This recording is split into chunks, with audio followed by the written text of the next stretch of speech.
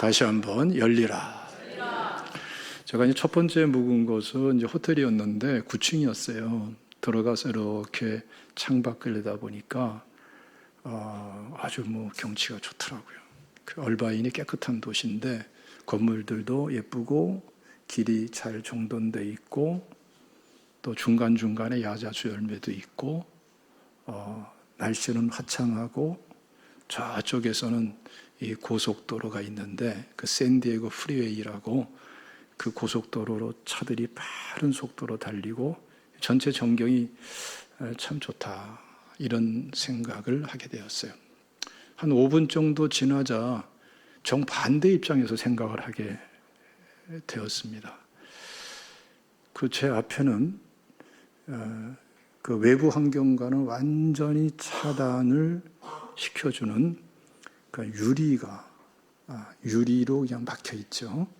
그러니까 유리 문은 없어요. 통유리식으로 완전히 밀봉된 유리로 딱 돼 있고, 우리나라도 그런 창들이 있죠. 그런 건물들이 있고 그렇게 돼 있고, 내가 마시는 공기는 자연적인 공기가 아니고 에어 클리너를 통해 가지고 공급되는 공기를 마시고 있고, 그 유리를 통해서 따스함은 느껴지고 열기는 느껴지는데 자연 그대로의 그런 햇살이나 이런 것이 아니고 그 유리가 덮여져서 느껴지는 열기, 그런 정도고, 소리는 거의 들리지 않는데 워낙 차가 빠르게 바람을 가르면서 달리니까 그 소리가 들릴 듯 말 듯 약간씩 들리는 그러한 상황이었어요.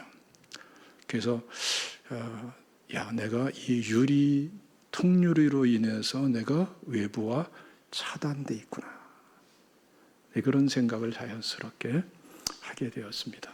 보기는 보는데 차단돼 있구나. 오늘 이 본문에 나오는 이 듣지 못하는 사람,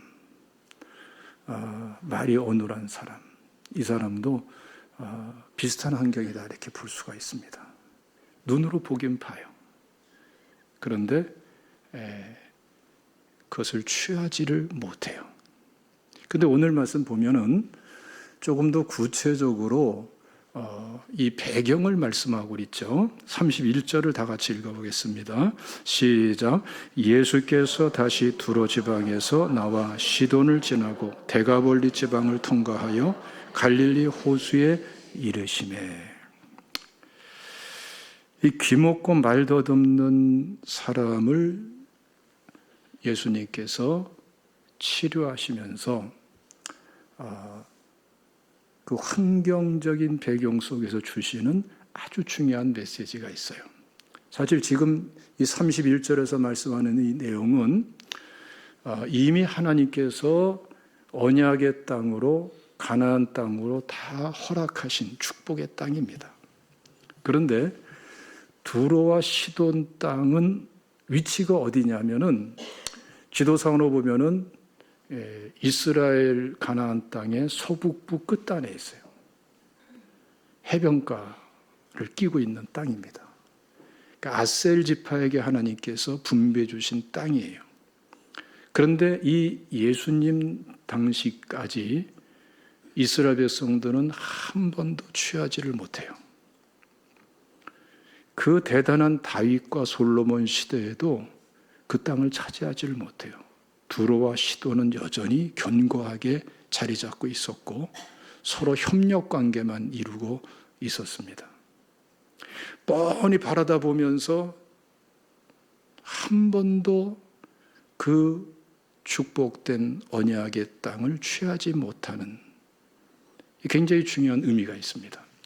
우리가 신앙생활 하면서 뻔히 바라보면서 취하지 못하는, 하나님의 언약이 축복이 있는데 그것을 알면서도 취하지 못하는 영역들이 있죠.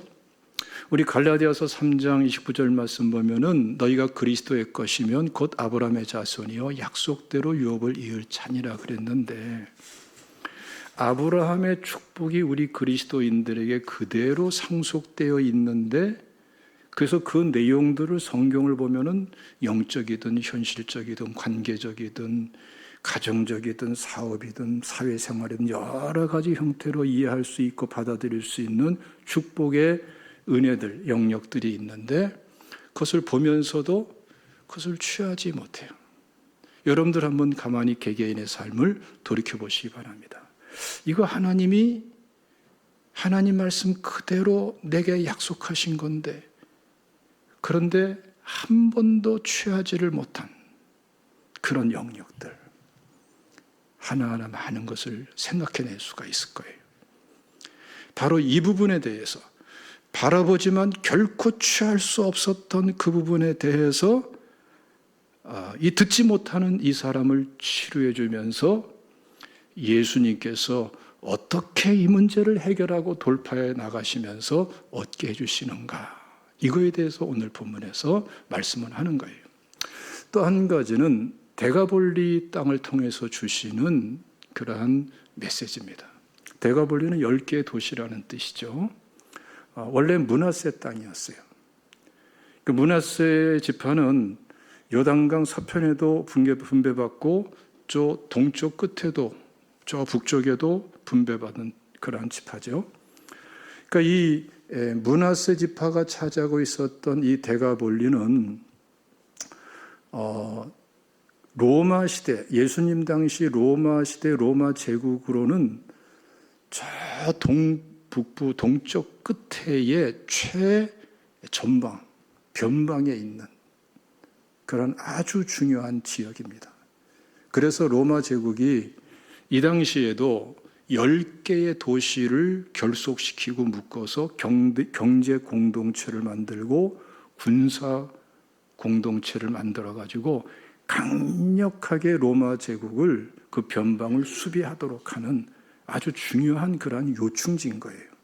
그래서 이 지역은 이스라엘 사람들이 주로 사는 게 아니라 헬라 사람들이 주로 많이 살았어요. 그러니까 특이한 지역이죠. 이 땅을 통해서 주시는 메시지가 뭐냐 하면은 하나님의 언약과 축복 속에서 그 축복과 은혜를 취했지만 어느 틈에 그것을 뺏겨버리고 잃어버린 거예요. 여러분들이 신앙생활 하면서 그런 것들이 많이 있죠. 하나님께로부터 받았는데 놓쳐버리고 잃어버리고 빼앗긴 것들. 은사의 영역에서도 그런 게 있죠. 소멸된 은사, 잃어버린 성령의 은혜, 성령 충만함의 은혜, 회개를 내가 언제 했던가. 그 모든 영적인 것, 그리고 실질적으로 삶의 현장에서도 하나님께서 축복으로 주신 것들을 놓쳐버리고 빼앗겨버리고 잃어버린 것들이 우리 삶 속에 얼마든지 많이 있는 것을 볼 수 있어요. 이 문제에 대해서 예수 그리스도께서 어떻게 이 문제를 다루시고 어떻게 회복하시고 다시금 하나님께 영광 돌릴 수 있도록 취하게 하실 것인가에 대해서 오늘 본문에서 말씀을 하는 거예요. 또 한 가지 중요한 거는 이 가나안 땅을 통해서 갈릴리 땅을 통해서 주시는 그런 메시지입니다. 갈릴리 땅의 특징은 이스라엘 백성들이 뺏긴 게 아니에요. 계속 취하고 있습니다. 그런데 하나님이 언약하신 것 축복을 취하고 가지고는 있지만 이 갈릴리 땅은 사실은 불명예스러워요. 척박해요. 가난한 지역이에요. 또 무식한 지역이에요. 그러니까 이 같은 이스라엘 사람 중에서도 천대받는 지역이에요. 우리는 막연하게 성경적인 그런 환상을 가지고 갈릴리를 아름답게 생각하고 화려하게 생각하고 은혜롭게 생각하고 갈릴리 마을 그 숲속에서 찬양하고 이렇게 나갑니다마는 이 시대는 아주 멸시받는 땅이었어요. 같은 동족에게도. 그러니까 이 갈릴리 땅을 통해서 지금 선포하고 우리에게 도전을 주는 메시지가 뭡니까? 하나님의 언약 속에 축복 속에 취했는데 가지고 있는데 왠지 모르게 명예롭지가 못해. 왠지 모르게 떳떳하지가 못해. 왠지 모르게 자랑스럽지가 못하고 아픔이 되고 있고 상처가 되고 있고 주눅이 들고 있고 자존감이 깨지고 있고, 우리가 신앙생활에 이러한 영역들이 굉장히 많습니다. 이거 분명히 하나님께서 주신 건데 왜 이렇게 불명예스럽지? 왜 이렇게 피곤하지? 아프지? 상처가 되지? 이런 영역들. 하나님께서는 이런 것을 어떻게 회복하시고 어떻게 축복하시면서 취하게 하시면서 영광을 받으실 것인가?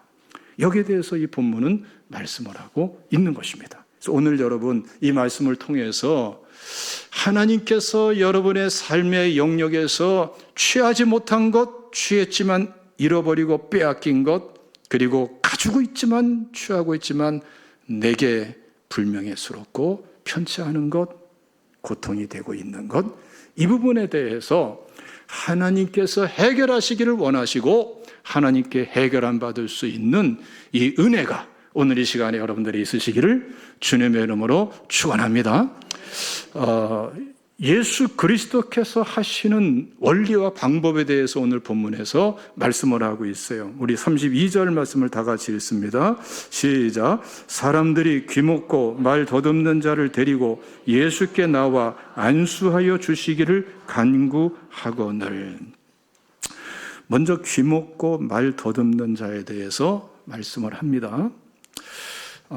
이게 단순하게 장애인을 얘기할 문제가 아니에요.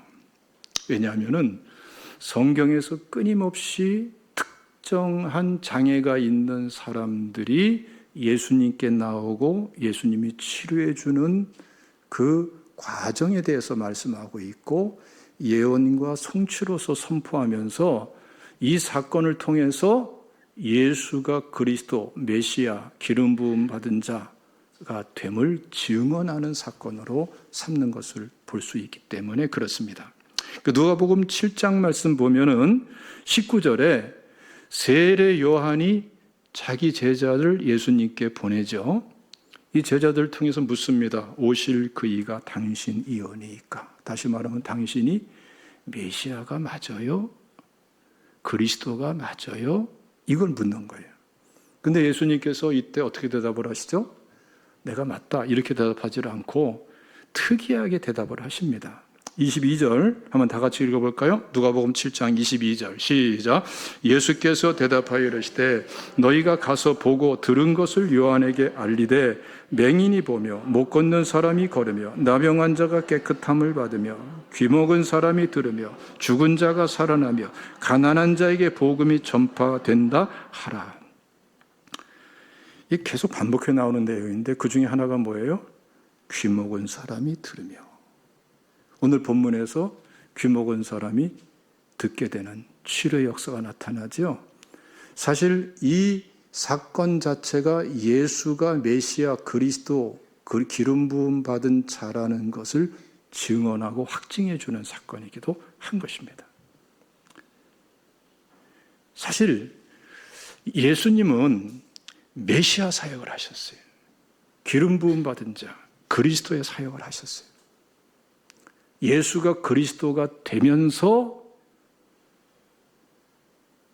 하나님의 나라의 복음이 그대로 실현되게 하시면서 우리 삶의 난제들을 해결해 주시는 분이, 그리고 영광 받으시는 분이 바로 우리 주님인 것입니다. 그래서 여러분 마태복음 4장 말씀 보면은 예수님의 3대 사역에 나옵니다. 23절 말씀 보면은 회당에서 가르치시며 천국 복음을 전파하시며 모든 병과 모든 약한 것을 고치시는, 가르치고 전파하고 치료하는 사역이 나와요. 그리고 오늘 본문과 아주 직결된 말씀이 나오는데요. 25절을 읽어봅시다. 24절 말씀은 여러 가지 많은 환자들을 치료해 주는 걸 말씀하는데 25절 말씀 보면은 아주 중요한 말씀이 나와요. 읽어보겠습니다. 시작. 갈릴리와 데가볼리와 예루살렘과 유대와 요단강 건너편에서 수많은 무리가 따르니라. 오늘 본문 말씀과 유사한 지명들이 나오죠. 이게 메시아 사역의 특징이에요. 메시아 사역의 특징은요, 가르치고 전파하고 치료하면서 진리로 자유케 하시고 하나님 나라의 임재와 통치와 권능과 영광이 임하게 하시고 그러면서 모든 병을 치료하시고 악한 영을 쫓으시면서 하나님 나라의 임재 속에 이루어지는 사역이에요. 근데 이 사역을 통해 가지고 특이한 현상들이 나타나죠. 이 갈릴리 지방에 있었던 사람들, 하나님의 축복의 언약대로 취했지만 그 가운데 상처받고 명예스럽지 못하고 손가락질 받고 자존감이 무너지고 있는 이 갈릴리 사람들, 그들이 있는 곳에서 예수님께서 가르치고 전파하고 치료하니까 그들이 예수님께로 나와요. 자신의 상처와 아픔을 뛰어넘고 예수님께로 나와요. 여기 메시아 사역의 특징이에요. 그리고 예수님께 나와서 치유되고 내적인 치유도 받고 악한 영도 떠나가고 진리로 자유케 되고 하나님 나라의 복음이 그들에게 임하고, 그러면서 자신을 붙잡고 있었던 문제에서 자유케 되고 영광 돌리는 사람으로 전환돼 나가는 것을 볼 수가 있어요. 그런데 또 특이한 게 뭐냐면은 저 예루살렘에 있는 사람들도 예수님께 나오고 온 유대 땅에 있는 사람들도 예수님께 나와요. 이 사람들은 어떤 사람들이죠? 갈릴리 지방에 있는 같은 동적인 이스라엘 사람들에게 손가락질하고 판단하고 정죄하고 우습게 알고 저 가난한 것들, 참 무식한 것들은 할 수 없어 막 이러던 사람들이 갈릴리까지 예수님에게, 메시아 예수 그리스도에게 찾아와요. 그리고 이들도 여기 와서 어떤 은혜를 받습니까? 진리로 자유케 되고 천국 복음으로 새로워지고 치유되고. 여러분 보세요. 다른 사람을 욕하려면은 자기 인격이 먼저 더러워져야 욕할 수 있어요. 맞죠? 네? 다른 사람을 해롭게 하려면은 자기가 먼저 악해져야 돼요. 예, 다른 사람을 정말 고통스럽게 하려면 자기 인격부터 무너져야 다른 사람을 고통스럽게 할 수가 있어요. 그러니까 사실은 피해자만 고통스러운 게 아니고, 피해자만 상처 입은 게 아니고 가해자도 이미 상처받고 있는 사람들이에요. 이게 일반적인 상황론 속에서는 함께 할 수가 없지만 예수 그리스도께서 오셔서 천국 복음을 실현해 갈 적에는 피해자나 가해자나 다 같이 와서 치유받고 회복되는 사람이 돼버리는 거예요. 이게 메시아 사역의 특징인 것입니다.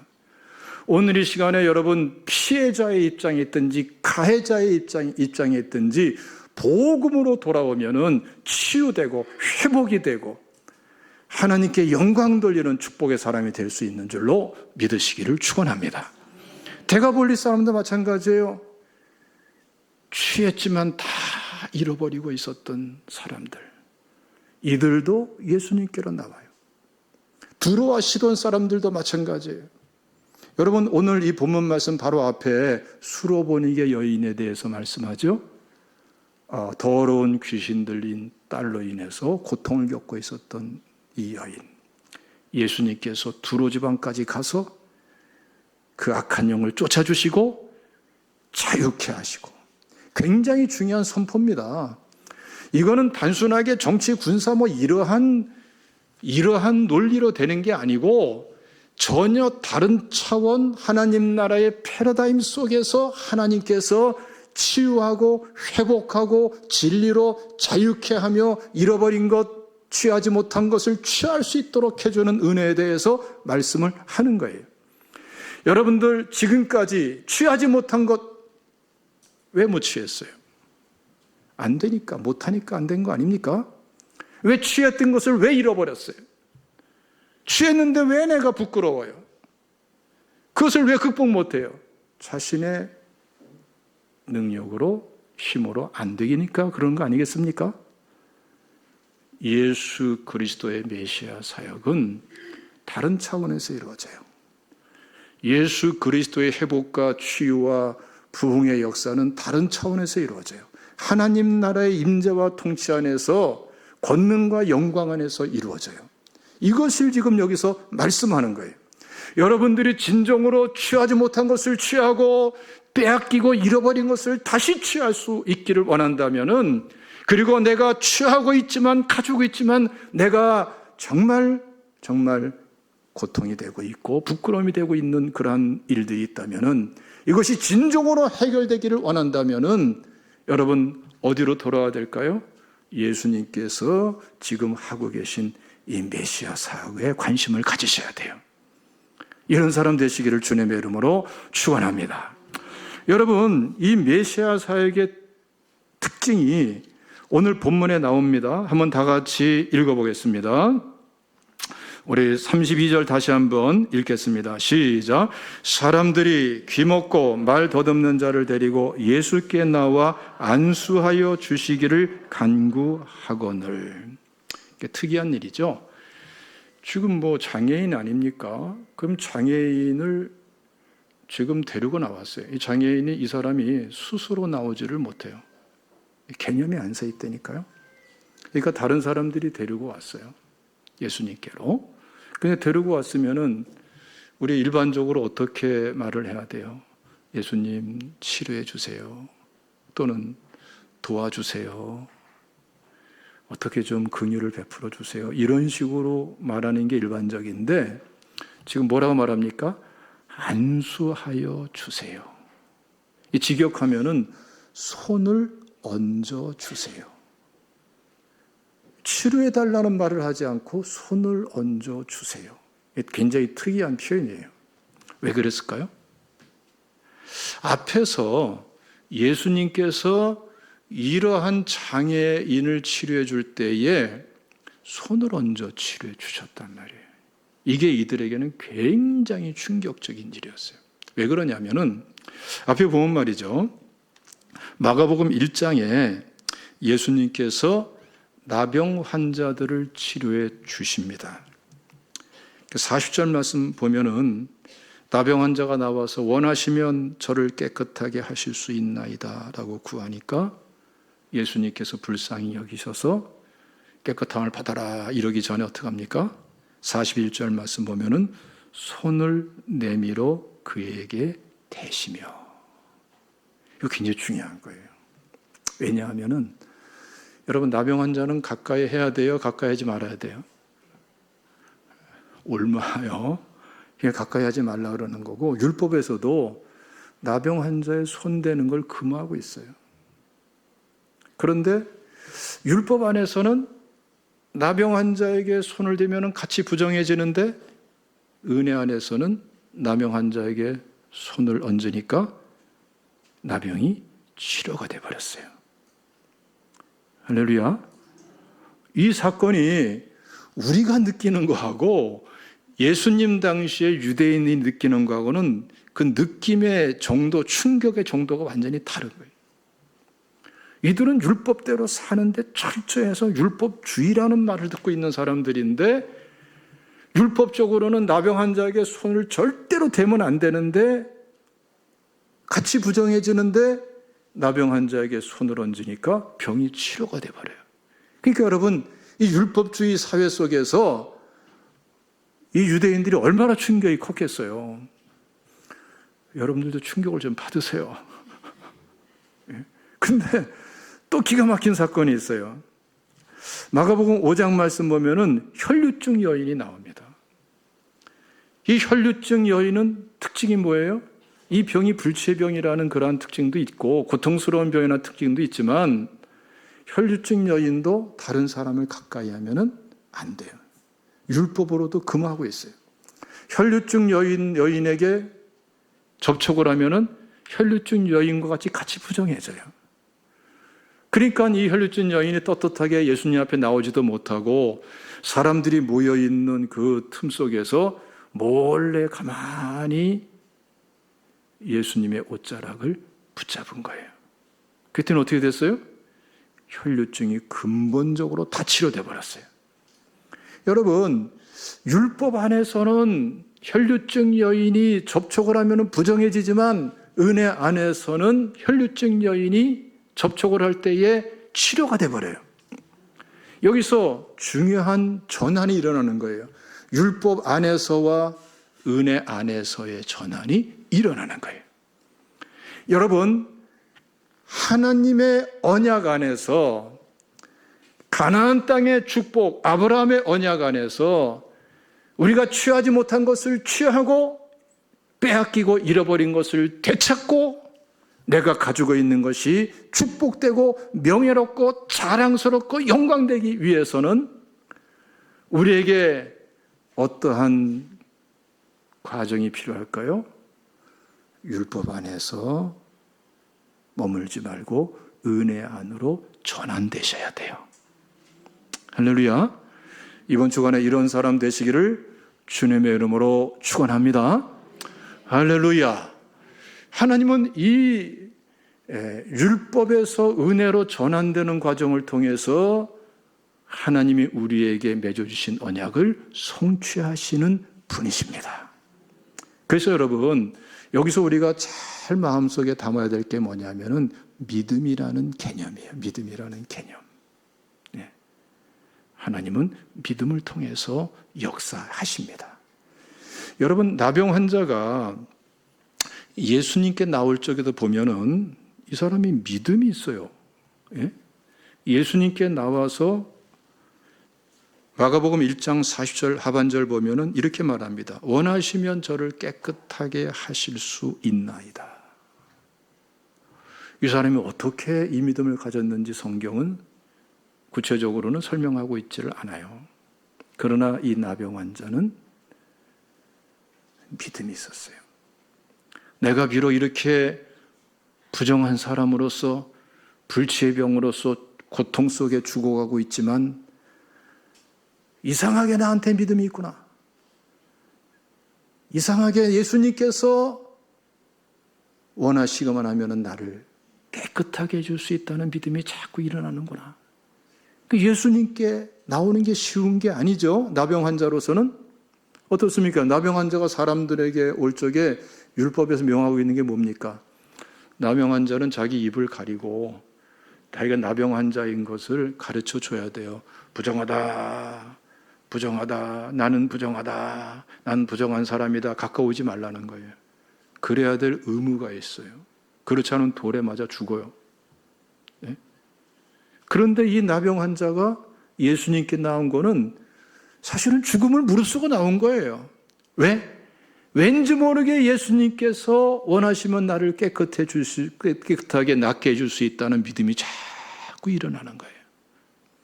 그래서 예수님께 나와서 구했더니 예수님이 손을 얹어서 치료해 주셨어요. 이 나병 환자에게 뭐가 있었어요? 믿음이 있었어요. 율법 안에서는 부정한 자지만 믿음으로 의롭게 될 때에 이 사람은 은혜 안에 거할 수가 있게 되었던 것입니다. 이것이 치유로 나타나게 된 것입니다. 혈류증 여인도 마찬가지예요.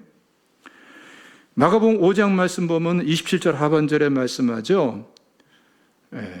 무리 가운데 끼어서 어떻게 합니까? 뒤로 와서 예수님의 옷에 손을 댑니다. 그 이유가 뭡니까? 28절 말씀 보면 이는 다시 말하면 이렇게 손을 대는 이유는 내가 그의 옷에만 손을 대어도 구원을 받으리라 생각함일러라. 그러니까 이 혈류증 여인의 마음속에도 뭐가 있었습니까? 자꾸 왠지 모르게 일어나는 믿음이 있었어요. 내가 사람들에게 다가가면 사람들은 싫어하고 나를 돌로 칠 것이고 율법을 어긴 자라고 더 무섭게 정죄받을 터인데 나는 다른 사람과 접촉하면 안 되는데 그 사람도 부정해지는데 이게 혈류증 여인이 알고 있었던 율법주의적인 그러한 기준이었어요. 그런데 왠지 모르게 자꾸 마음속에서 믿음이 일어나 이 믿음을 주체할 수가 없어.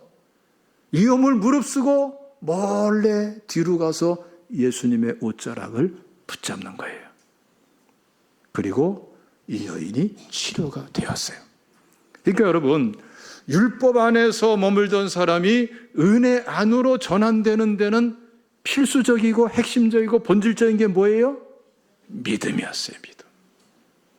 우리는 율법으로 의롭게 될 사람들이 아니고 율법으로는 죄를 깨닫는 것이고 회개하고 예수님을 믿고 영접하는 그 믿음을 통해서 믿음으로 의롭게 되는 사람인 줄로 믿으시기를 축원합니다. 이 믿음을 잘 활용하셔야 돼요. 다 같이 읽어보겠습니다. 로마서 1장 16절 17절을 다 같이 읽습니다. 시작. 내가 복음을 부끄러워하지 아니하노니 이 복음은 모든 믿는 자에게 구원을 주시는 하나님의 능력이 됨이라. 먼저는 유대인에게요 그리고 헬라인에게로다. 복음에는 하나님의 의가 나타나서 믿음으로 믿음에 이르게 하나니 기록된 바 오직 의인은 믿음으로 말미암아 살리라 함과 같으니라. 믿음으로 의롭다고 인정해 주시면서 우리를 구원하신 하나님, 우리의 문제에서도 우리를 구원해 주실 때에 뭘 통해서? 믿음의 의를 통해서 구원하시는 줄로 믿으시기를 축원합니다. 세상 미련한 사람은 자기 믿음을 무너뜨리고 남의 믿음을 무너뜨리는 사람이고요, 진짜 지혜로운 믿음은 계속 자기 믿음을 세워나가고 다른 사람의 믿음을 세워주는 사람이에요. 이런 사람이 축복된 사람인 줄로 믿으시기를 축원합니다. 그래서 오늘 말씀 보면은 안수하여 달라고 그러니까 예수님께서 특이하게 반응을 하시죠. 33절을 다 같이 읽겠습니다. 시작. 예수께서 그 사람을 따로 데리고 무리를 떠나서 손가락을 그의 양 귀에 넣고 침을 뱉어 그의 혀에 손을 대시며. 보세요. 혹시 여러분들 보신 분들 있을까 싶기도 한데요. 수원에 가면은 수원성이 있죠. 수원성 중에 그 문들이 몇 개 있는데 그 중에 팔달문이라고 있어요. 큰 문이 있죠. 도로 팔달문 돌아서 이렇게 막 오르지 않습니까? 그 근방에 아주 특이한 이름의 옷가게가 있어요. 거기는 여성 의류 전문점인데 옷을 수선해 주기도 하고 재단에서 옷을 지어 주기도 하고 또 있는 옷 기성품을 팔기도 하는 그런 집 같더라고요. 근데 그 간판에 이름이 특이해요. 메시야. 그 옷가게 이름이 메시아야. 그러니까 저희 집사람하고 그 차를 타고 지나가다가 깜짝 놀랐어요. 아니 어떻게 옷가게 이름이 메시아냐? 그래서 저 옷가게 주인이 참 믿음이 정말 대단한 믿음인가 보다. 그렇게 서로 얘기 나누다가 아니 그래도 너무 나간 거 아니야? 아니 옷가게 이름이 메시아는 좀 믿음이 좋아도 너무 나간 것 같아. 그래서 아니야 다른 뜻인 것 같아. 그거 왜 저랬을까? 저게 무슨 뜻일까? 저희 집사람이 그런 얘기를 하더라고요. 저거는 아마 사투리가 섞인 말인 것 같다고. 우리 그런 말 있잖아요. 메시아. 허리둘레가 메시아. 그런 말 있잖아요. 그런 말 쓰잖아요. 그렇죠? 메시아. 이게 이제 우리 한글에서는 국외음화 해가지고 약간 사투리 섞이면은 메시아가 돼요. 그래서 그거를 사용한 게 아니겠는가. 근데 가만히 보니까 그게 맞는 것 같아. 한번 생각. 지금도 나는 그게 맞다고 생각하고 기회가 되면은 그 주인에게 물어보고 싶어요. 허리둘레가 메시아 여기서 나온 거냐? 근데 가만히 보면 이랬든 저랬든 간에 그 옷가게 주인에게 없는 게 하나 있어요. 개념이 없어. 개념 없는 사람 제일 무섭다고 그랬죠? 어떤 개념이 없냐? 진짜 성경에서 말씀하는 메시아의 개념이 없어. 메시아의 개념. 메시아의 개념이 제대로 서 있으면은 그 간판 이름을 그렇게 할 수가 없고, 그렇죠? 모르니까 저렇게 한 게 아닌가. 그런 생각을 해봐요. 제가 지금 보니까 심성아 자매 맞아요? 아이고 그래요. 남편 황 선생님. 아이고 박수로 좀 환영합시다 우리 미국에. 미국에서 지금 왔네요. 그래요. 내가 미국에 맨 처음에 간 게 한 30여 년 전인 것 같아요. 근데 거기서 이렇게 며칠 묵다 보니까 저 바람도 쐬고 운동도 할 겸 해가지고 이제 길에 나갔어요. 근데 요즘에는 우리나라도 이렇게 건널목 중에 스위치를 누르는 게 있어요. 누르면은 이제 조금 이따 불이 들어오죠. 신호등이 건널목 이런 것들이 가끔 있는데 그 당시에는 30여 년 전이니까 우리나라는 아예 없었고, 근데 그 시애틀 거리 대로변에 말이죠. 사람도 별로 없고 집도 없어요. 워낙 넓은 땅이 돼가지고. 근데 큰 길이 쫙쫙 도로가 뻗어 있는데 그래도 건널목은 있어요. 그 건널목에서 신호가 바뀌기를 위해서 기다리는데 신호가 안 바뀌어. 계속 빨간불이야. 10분이지라도 빨간불, 20분이지라도 빨간불. 아니, 건너가야 되고 저쪽 거리 가려면 너무나 멀어. 이게 한두번 이게 워낙 사람이 안 다니는 길이니까, 워낙 그냥 그런 것이니까. 그래서 30분 가까이 기다리다가 내가 이상해지는 거야. 예? 동양 사람이 서가지고 건널목에 30분 내가 개면쪄가지고 어떻게 할 줄 모르겠는 거예요. 그렇다고 해서 되도록 하자니 멀고 저기를 건너가야 되는데 불은 안 바뀌고, 그렇다고 해서 이 한국에서 온 신사가 무단횡단하기도 그렇고 계면적음을 어떻게 피할까 하다가 내가 뭐 했는지 아세요? 거기서 체조했어요. 이렇게 어색함을 벗어버리고 자연스럽게 외식하는 행동이죠. 예? 아이고, 나 참 별일이 다 있었어요. 그러다가 가만히 보니까 거기 기둥 옆에, 신호등 기둥 옆에 스위치가 있는 거예요. 화살표가 있고, 그걸 누르니까 조금 있다가 불이 들어오더라고. 왜 그랬을까요? 우리나라는 아예 그런 게 없었으니까. 개념이 없는 거야, 개념이.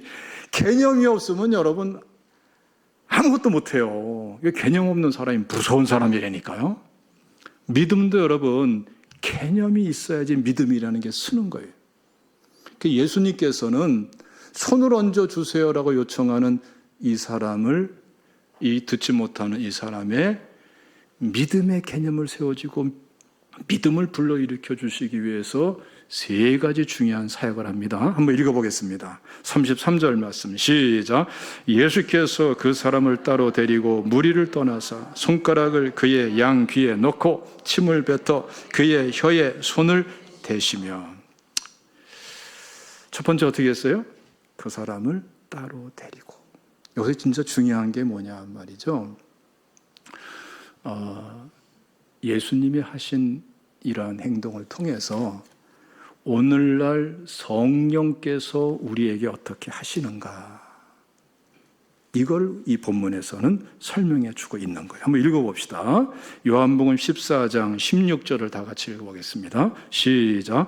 내가 아버지께 구하겠으니 그가 또 다른 보혜사를 너희에게 주사 영원토록 너희와 함께 있게 하리니. 여기서 이렇게 말씀하죠. 다른 보혜사. 그 다른 보혜사라면은 예수님 말고 다른 보혜사라는 거예요. 여기서 다른이라는 것은 똑같은데 다르다는 걸 말씀하고 있어요.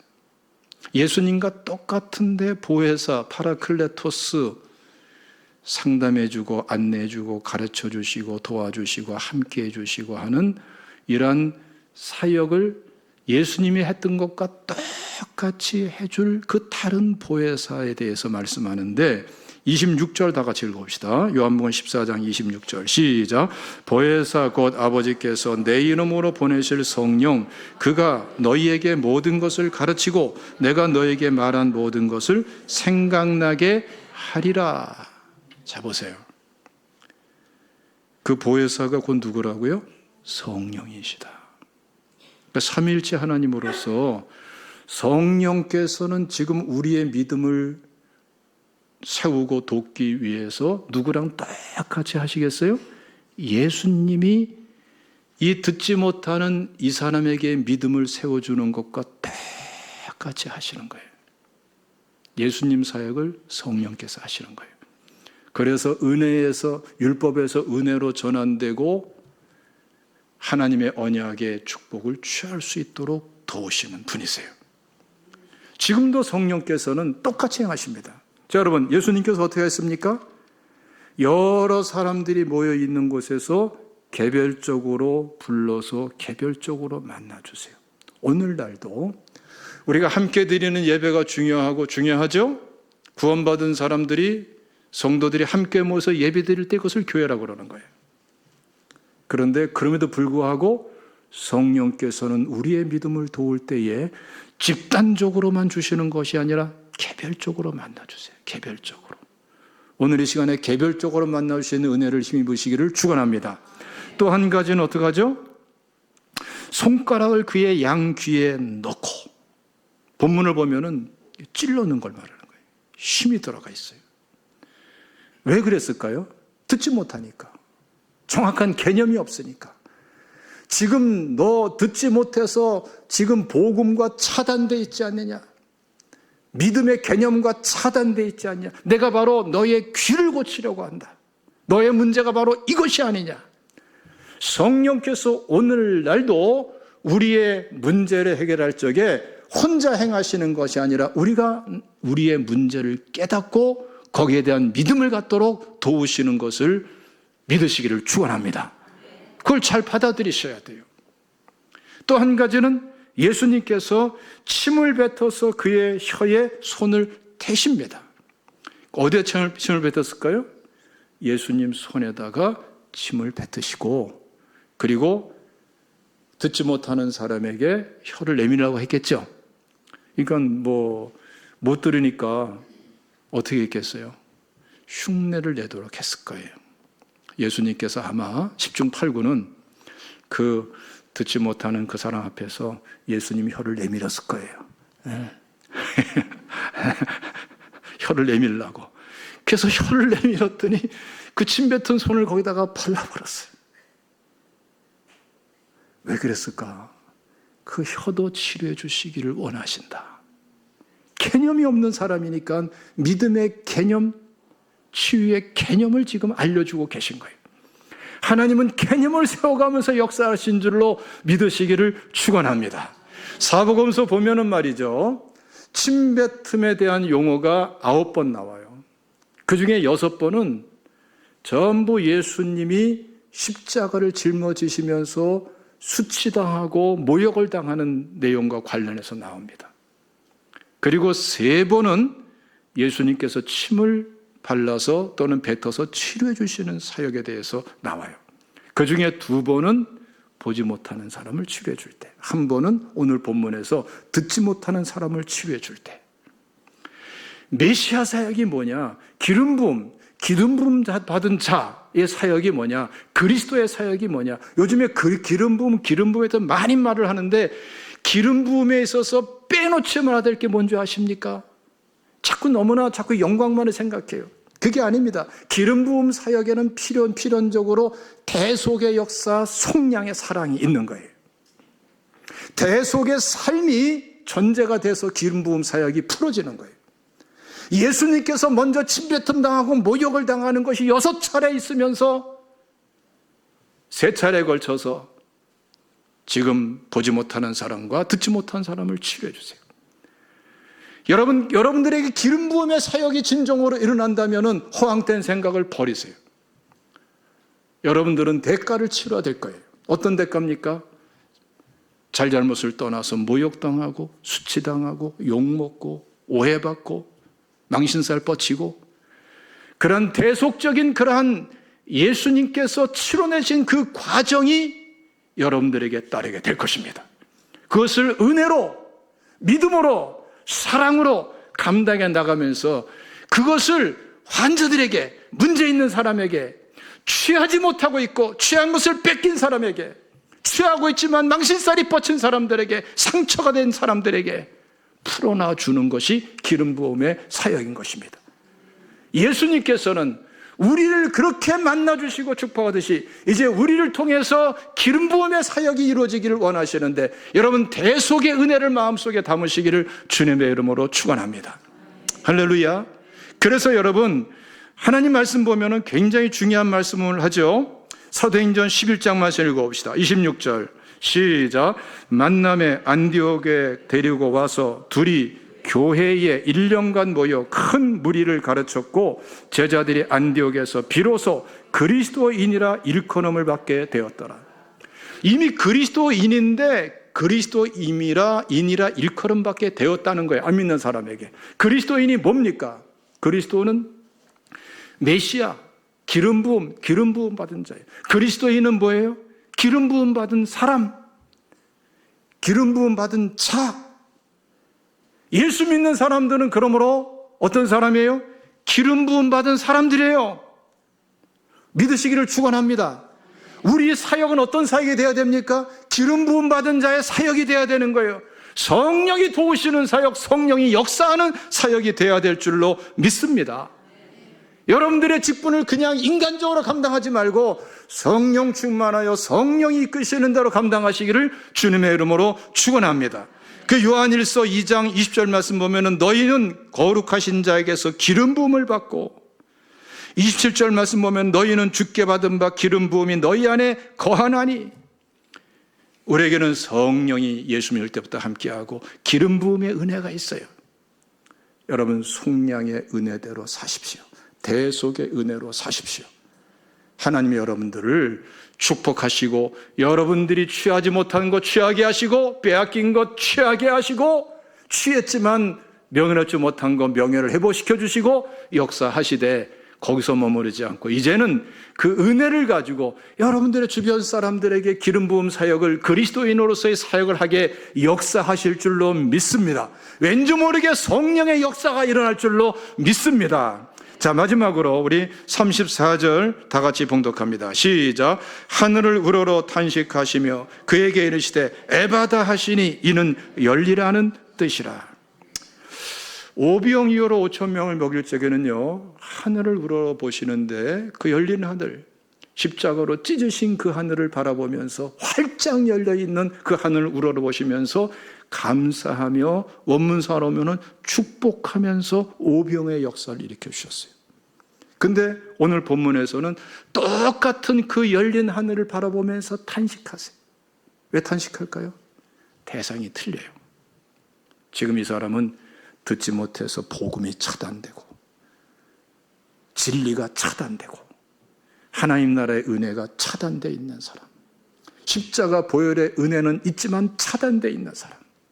예수님은 복음이 차단되어 있는 사람 볼 때 탄식하십니다.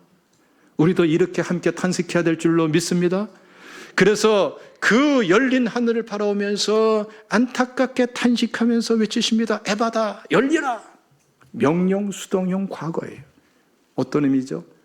이미 다 성취해 놓으신 치유의 은혜가, 돌파의 은혜가, 취하는 은혜가, 명예로운 은혜가 다 성취되어 있는데 이제는 실현되도록 열리라고 선포하시는 것을 볼 수가 있어요.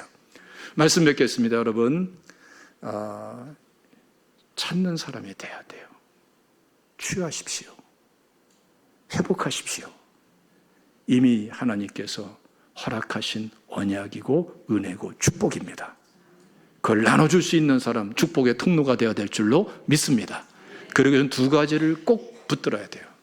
율법 안에 머무르지 말고 은혜 안으로 나가십시오. 그렇게 나갈 수 있는 것은 이상한 방법으로 되는 게 아니에요. 말씀 그대로 믿음의 사람이 되셔야 돼요. 성령께서는 지금 여러분들의 믿음을 돕고 계십니다. 계속 도우실 것입니다. 성령의 도우심을 따라 믿음을 세워나가면서 주님께 구하십시오. 손을 얹어 주세요.